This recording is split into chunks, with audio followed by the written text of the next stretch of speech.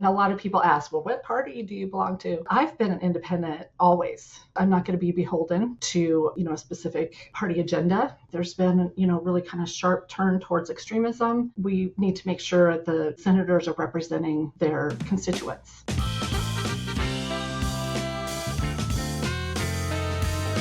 All good work is done in defiance of management. I'm going to tell you the truth whether you like it or not. Go ahead, give me the finger. The Dan Parsons Show.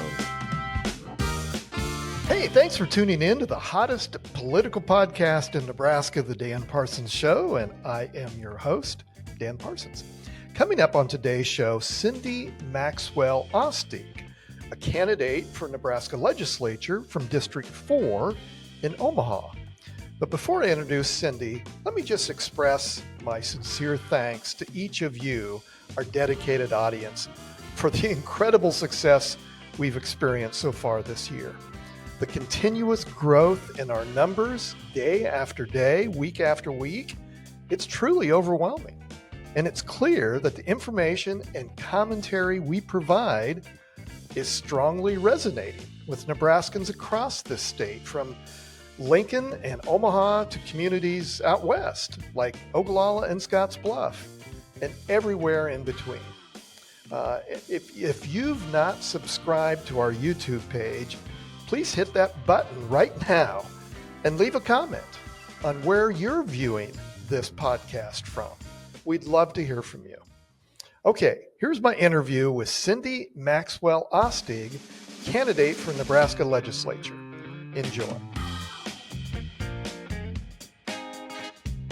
Well, if you have not noticed, if you've been in a cave and not noticed that the 2026 election season is well underway, and the most unique legislative body in America, the Nebraska Unicameral, will elect roughly half of its members next year. It's my pleasure to welcome, for her very first appearance on the show, Cindy Maxwell-Ostdiek, candidate for Nebraska Legislature District number 4 in Omaha. Cindy, welcome aboard. Thank you. I'm really happy to be here and join you. Yeah, Cindy, we've got to know each other the last, year or two here. And but let me introduce you to our audience. Cindy is a mom, a small business owner, and community leader. She's been involved with Better Ballots Nebraska. We'll make a mention about that here in a moment. She's on the board of Nonpartisan Nebraska and volunteers for several community organizations, such as the Food Bank for the Heartland. So Cindy, you're a busy young person. Young. I am busy. And by the way, we featured a show recently about Better Ballots and the group's efforts to reform election laws here in the state for open primaries. You are a registered nonpartisan. Mm-hmm. So I guess maybe, Cindy, my first question, what advantages or disadvantages do you face next year by not belonging to one of the two political parties? Well, I have been talking with voters across the district, actively, knocking on doors. And a lot of people ask, well, what party do you belong to? And I've been an independent always here in Nebraska, ever since I've, registered to vote as a young woman here. And I just feel strongly about it. I appreciate that we have both parties in Nebraska, that, my husband's Republican, but I have Democrat friends helping me as well. And I have supported and opposed policies from members of both parties at the legislature already. And I think it helps me to be a person who can talk with everybody or anybody to get good policy passed. I'm not going to be beholden to, a specific party agenda, and just feel like it's really something that a lot of people agree with. Like, I just talked to someone yesterday, they're a member of a certain party, but they were sharing how, they really truly have voted, both ways before, like many of us, we voted both ways, and that independent-minded voter and, everyday Nebraskans really agree with that. Mm-hmm. Well, I think of all of the legislative, or of all of the political races that you could be involved in. Obviously, this one in the Nebraska Legislature built around this nonpartisan idea from, George Norris's visionary efforts back, before I was born, for crying out loud. So, I think of all of the political races that you could be involved in, I think the Nebraska Legislature makes the most sense for a nonpartisan candidate. And I think, go ahead. Yeah, please. Oh, I did not mean to interrupt. I was just going to say I totally agree. And I grew up in a small town in Iowa, but I've been in Nebraska, ever since I moved here as a young woman, and didn't know about George Norris. I didn't understand the unique nature and the benefits and how important our unicameral is to our state, and how we need to make sure and protect it. That is something that a lot of people have been noticing. There's been, really kind of sharp turn towards extremism. And we need to make sure at the Nebraska Legislature that, the senators are representing their constituents. And it's just really important. I think a lot of people agree. Yeah, absolutely.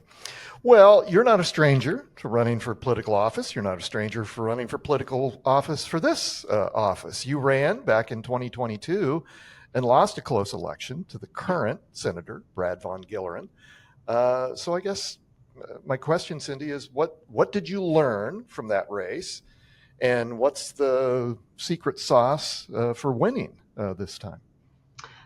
I first will say I never considered running for office before. It wasn't something that I was looking to do or had considered.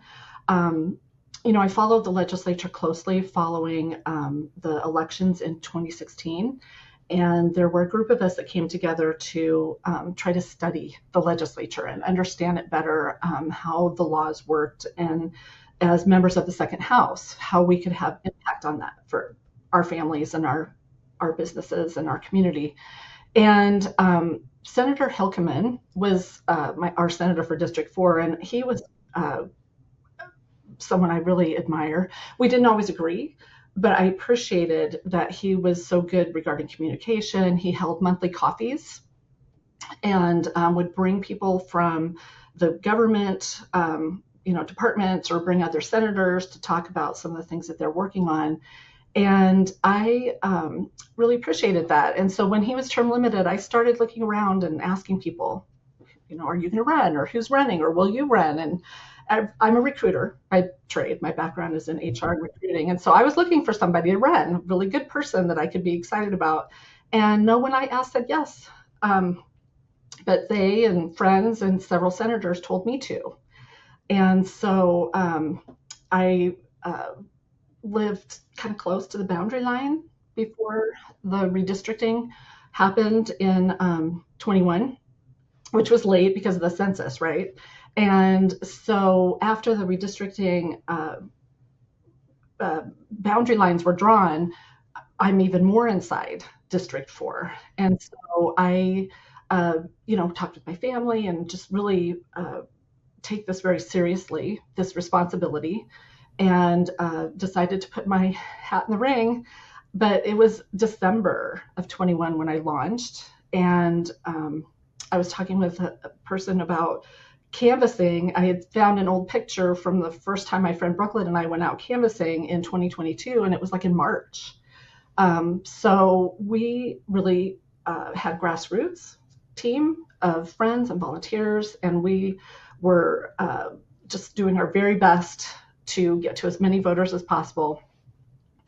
I got a late start, and I was very outspent, as far as campaign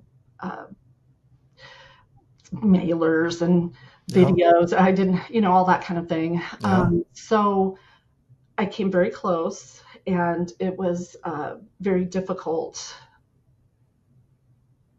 I'm not someone accustomed to losing. It's no fun, is it? Yes, no, that is. I think for a lot of professional people like yourself, to get into the politics scene, I think that is kind of a culture shock. It's like, there are winners and losers, and as there are in life. Yeah. But yes, I think for a lot of us, that's a shock to the system. It came close in the primary. A lot of us, I entered this in 21, but basically 22 on principle, and came very close in the primary and worked as hard as I could, to reach more voters for the general election in 22. But even after having not, won, I have stayed active in my community. In fact, I've become more active with organizations and trying to reach more people about being members of the second house to influence and help the senators see the laws that would be best for our communities and our businesses and our families. And I think that, leading up to this election, I had kind of looked around and I had a lot of people asking me to run again. And I really thought long and hard about it. But I truly believe I will be a good senator when I'm elected. And so I learned my lesson as far as starting sooner. That's why I launched this summer, so that I would have these extra months. And I've been out canvassing, and talking with voters of all parties, here now for a couple months. And that's something that I just truly feel is going to make the difference. I can share that there are people of all parties who are very unhappy with many results we're getting from the legislature.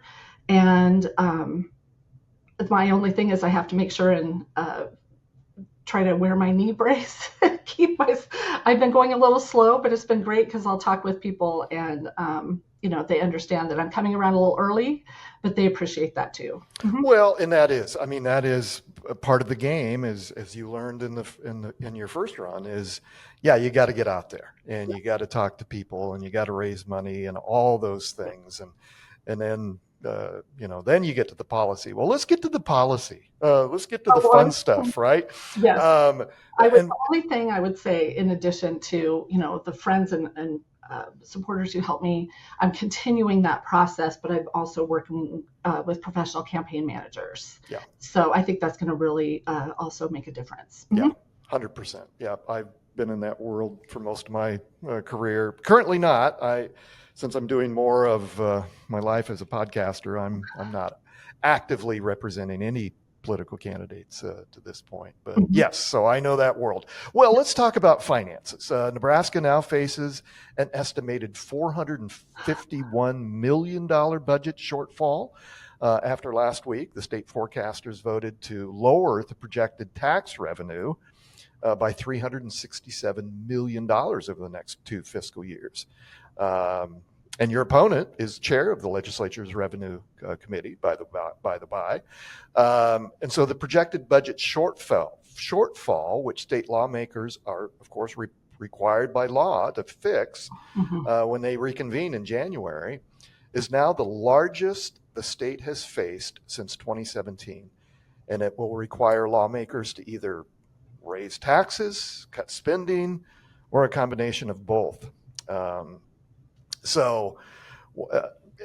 again, I don't expect you to have all the answers, but I guess my question, Cindy, is how concerned are you about the fiscal state of finances here in Nebraska and as we go into this election year? I'm very concerned, and just so very disappointed to see where we are as a state right now.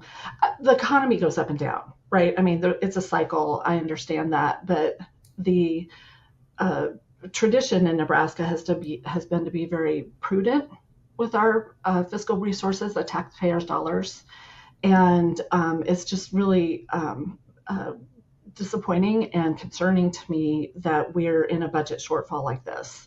We were last session as well. And the balancing of it is a requirement, but there were quite a few kind of accounting measures that were taken to sweep funds and, I know that's kind of old news, but I really truly feel like there are people that are starting to understand that we're facing large questions here this next session in the legislature. And there's a fiscal office the Legislative Fiscal Office puts out, various reports and things like that. And they had a long-term kind of projection or study that they did a year or two ago. And it was striking to me because it listed out our structural imbalance, how out of balance the projection was. And it goes into the 2030s. I mean, the decisions the legislature's made in the past few years is going to impact our state, our future, going into the next decade.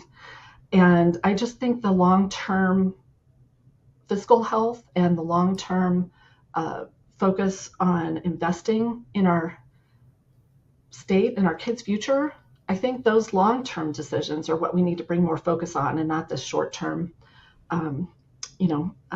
just trying to get it to balance on a certain day. Yeah, Does yeah. that make sense?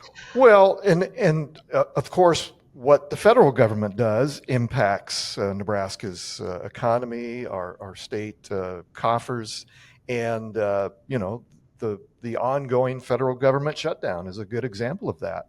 Not only are we facing some changes in revenue based on just the tax code, and believe me, I'm not getting into that because this PR guy doesn't know squat about all that. But and you're welcome to chime in. But I'm interested in your thoughts on things like SNAP funding and how it's going to impact Nebraskans, and what role, as far as oversight, the legislature has in that.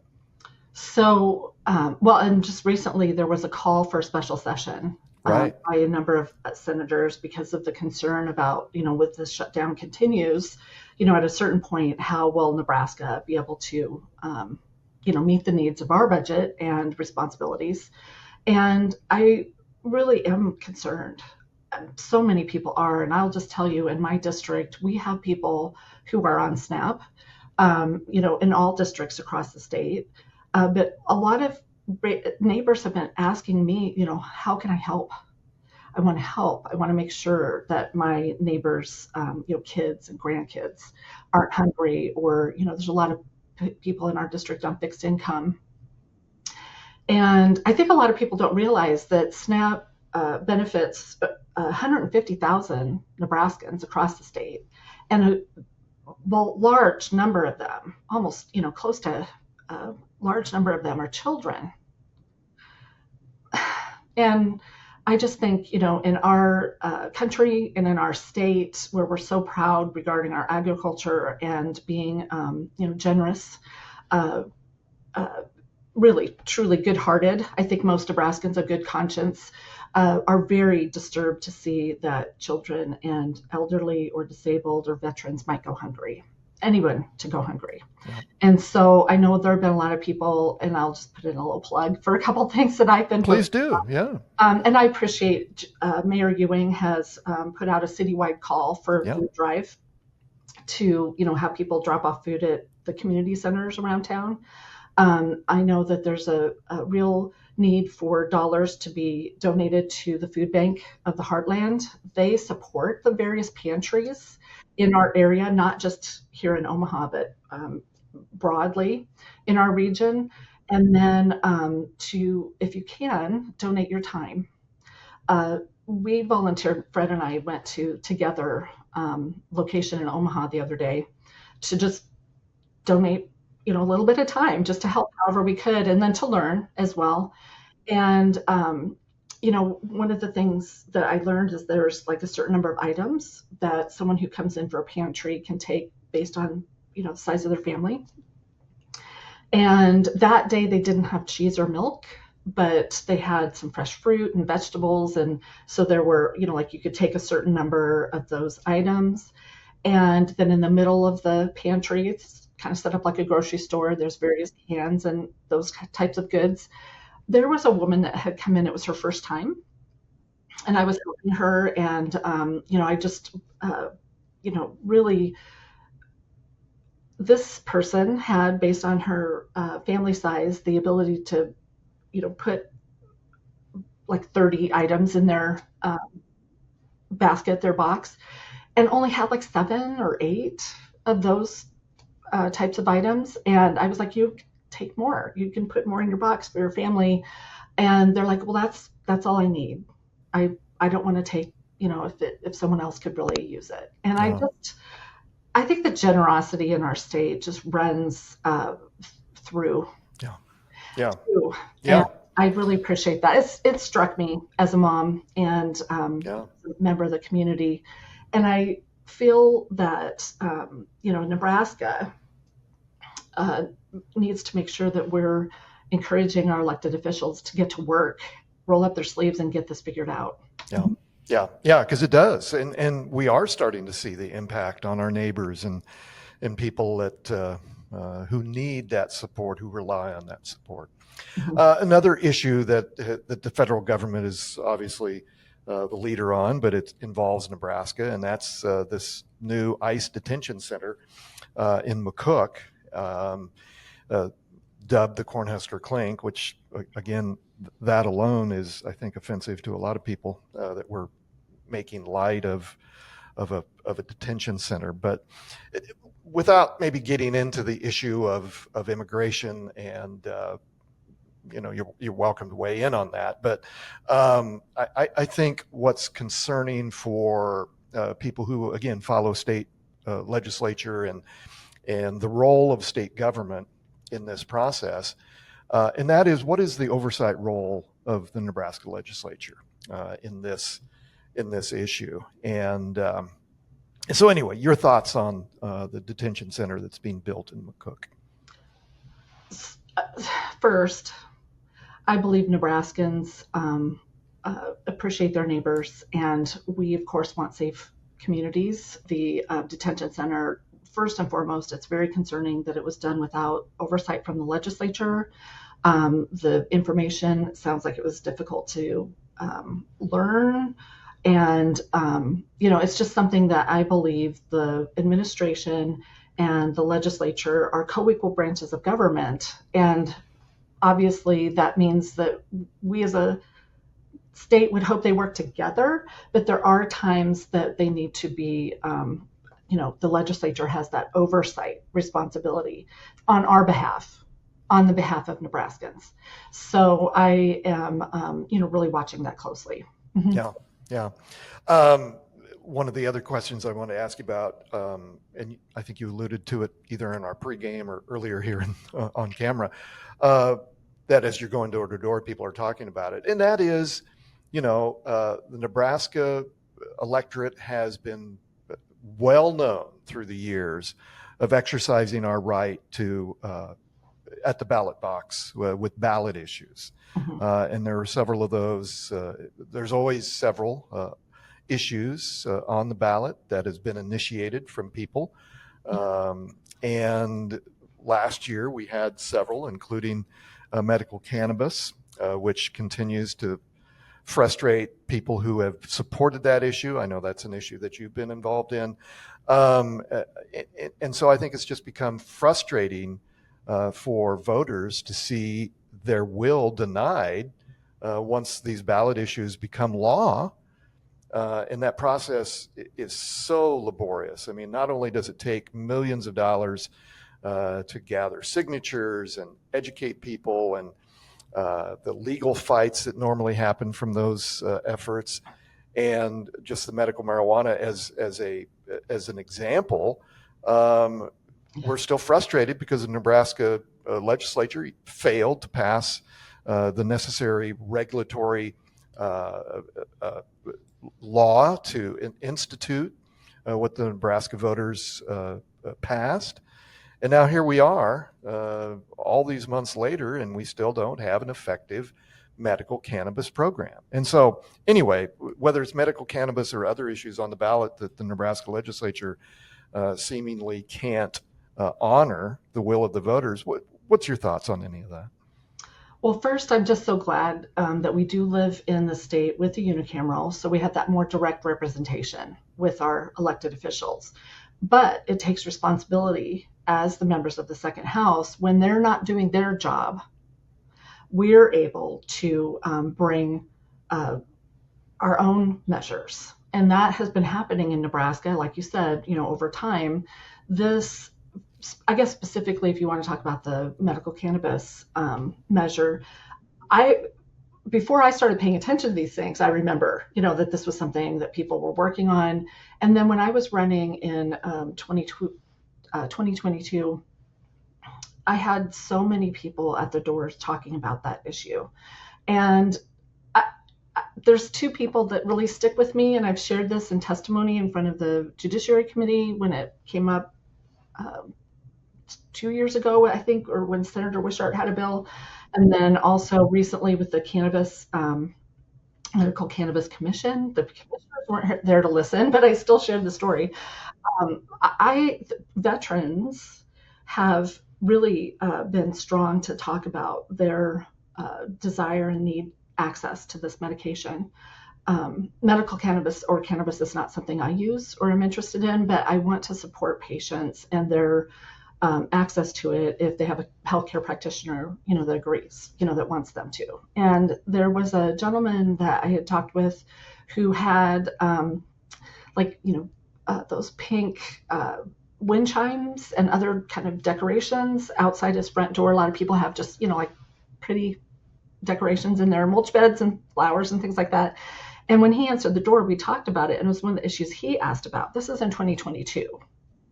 And it was emotional. And I really appreciate when people do share their stories. I carry them on my heart. And this man's wife had died from breast cancer and had, that's very hard for anyone's spouse to, recount or share. And especially with a stranger at your door. Yeah. Right. But he wanted to say, this is something that would have potentially helped my wife. And he didn't want anyone's loved ones to go through that pain. And this is several years ago. And this was an issue that the legislature didn't fix or address for years before that. So it's very disappointing. In my district, more than 70% of the people, I think the number was more than 70%, voted for medical cannabis. And I know quite a few had reached out to our current senator, and I had talked to our senator as well. It was just really disappointing that they did not move forward with those, kind of the framework that they were trying to put in place regarding the regulations so that the patients would have secure, safe access, and it would give the businesses or the organizations that would be, growing or cultivating. Right. It's also an economic development issue. And it would have protected the healthcare practitioners as well. So it's just so disappointing. And I'm seeing this play out with many ballot measure issues.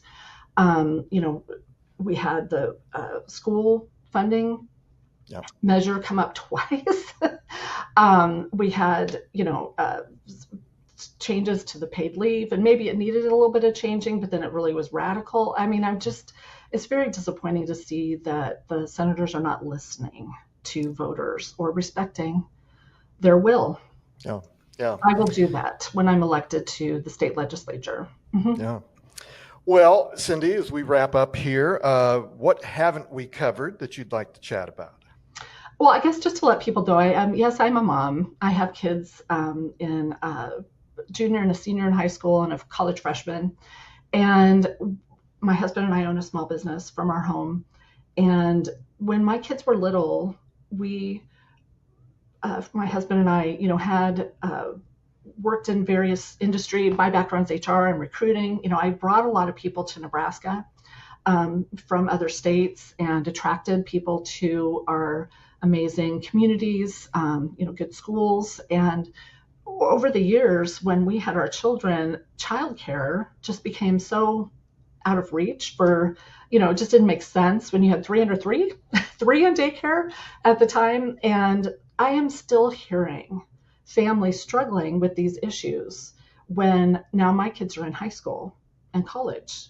And these issues impact small businesses across our state. And it doesn't allow these businesses to grow. It's not good for our economy if we're not helping to, young families, growing families, people, helping them choose to stay here so that we don't lose, that kind of brain drain question is something that really impacts our state as well. And so I just want to mention that I would be focusing on these types of issues because I feel like when small businesses are doing well, when working families are doing well in our state, it makes it best or makes it better for all of us. And it's just good business. So I think those are the types of things I would really like to focus on. And I will make sure to listen to everyone in my district, no matter what party they belong to. Mm-hmm. Yeah, very good. How can our audience learn more about your campaign, Cindy? Oh, so I'm online at cindyfornebraska.com. And please do reach out. I would love to visit. Thanks, Cindy, for joining us on the show today. And best of luck in your race for the Nebraska Legislature. We'll be checking back as the race heats up. Hey, say thanks to our Patreon members, also known as Friends of Dan. If you're not yet a member, hop on over to patreon.com to sign up. You'll be helping support the #1 political podcast in Nebraska. Also, thanks to the Parsons team who made this show possible. Chase Porter, our executive producer, Ike Samanas, producer and graphic design, Penology Tech Solutions, and Kim Remington, our director of operations.